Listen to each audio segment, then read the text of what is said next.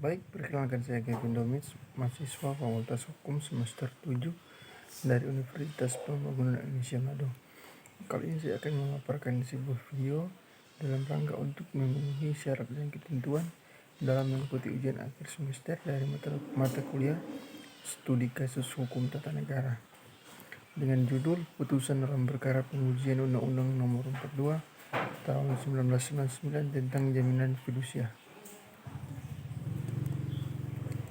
Dalam kehidupan keseharian manusia tidak lepas dari kebutuhan primer dan sekunder. Dan untuk memenuhi kebutuhannya manusia pasti akan melakukan interaksi.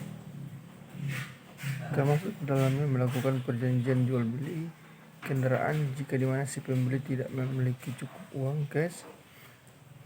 Si pembeli tinggal mengajukan secara kredit kepada lembaga penjamin atau fidusia. Jika disetujui oleh si pemberi kredit, pembeli pun dapat memiliki kendaraan yang ia inginkan. Istilah kredit sendiri merupakan istilah yang sudah tidak asing lagi didengar oleh khalayak masyarakat pada umumnya. Sehingga istilah kredit tidak saja dikenal oleh orang yang berada di kota, namun juga orang yang ada di pedesaan. Fidusia merupakan salah satu lembaga jaminan hak kebendaan yang bersifat memberikan jaminan. Timbulnya fidusia karena adanya kebutuhan masyarakat terhadap kredit dengan jaminan benda bergerak. Tetapi masih memerlukan benda-benda tersebut untuk dipakainya sehari-hari.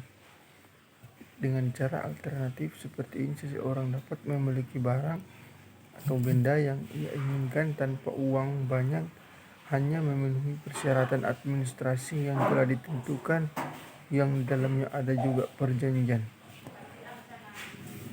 Perjanjian fidusia ini merupakan hal yang penting di mana jika tidak ada persetujuan dari para pihak terkait, maka pihak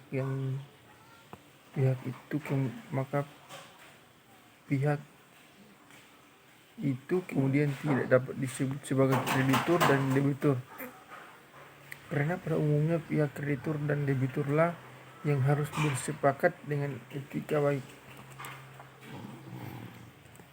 Perlu diketahui dalam perjanjian kredit di dalamnya diikuti dengan suatu perjanjian jaminan, maka dapat dikatakan perjanjian kredit pun merupakan suatu prinsip kemudian sebagai jaminan pelunasan hutang.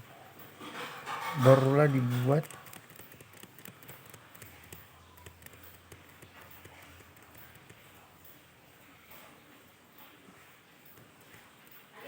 dibuat perjanjian tambahan, sehingga dalam hubungannya dengan perikatan perjanjian yang terkait dengan perikatan dengan jaminan fidusia dapat disebut perjanjian yang bersifat aksesoring, di mana perjanjian tambahan yang diperjanjikan ini ada untuk melindungi kepastian kontra prestasi yang diperjanjikan dalam perjanjian utama.